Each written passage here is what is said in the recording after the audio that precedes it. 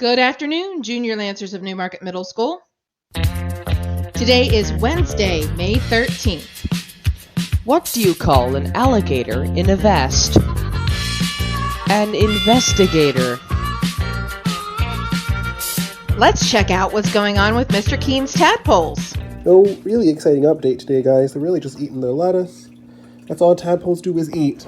So if you look, the plants that we got are growing super crazy. So those might have to be trimmed back, and I might just feed the leaves to them because boy, do they like to eat. That's literally all they do all day. Sit and eat.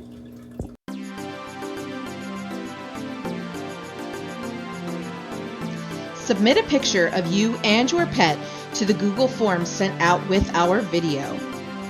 Submit all of your pet photos by Thursday, May 14th, so we can compile them and send them out in a video to you on Friday.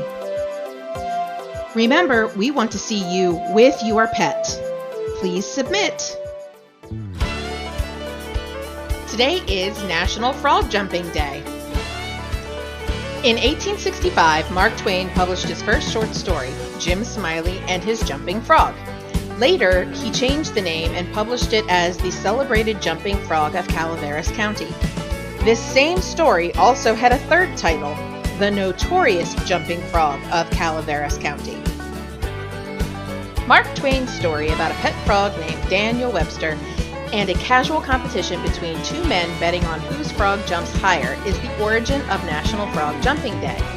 The annual frog jumping contest, which began in 1849 in Calaveras County, California, is also the origin of this holiday.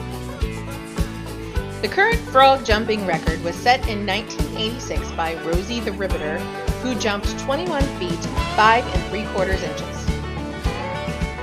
I think we should name one of Mr. Keen's tadpoles Rosie the Riveter, and that way we could create our own book, Mr. Keen and His Jumping Frog.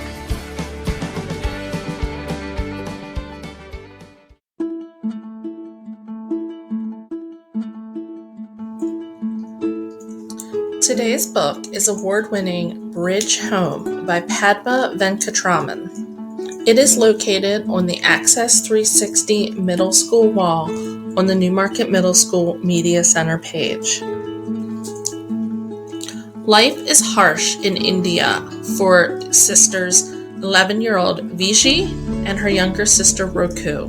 Roku has a developmental disability and she is treated horribly in their home. So Viji decides to take it upon herself to run away. So the two of them set off to find a better life. Viji discovers how vulnerable they are in a very uncaring and dangerous world. So the two sisters search to find shelter and end up finding a home on an abandoned bridge and discover a friendship among two other young boys who are living the same sort of life on the streets. The four young children bond together and form a family of sorts. Viji starts working with the boys, scavenging in trash heaps, while Roku makes bead necklaces. They buy food with what little money they earn. They are often hungry and scared, but they have each other and Cuddy, the best dog ever. When danger strikes, the kids are forced from their safe haven on the bridge, and they must take shelter in a graveyard. But by now it's rainy season in India, and they are plagued by mosquitoes, and two of the children fall ill.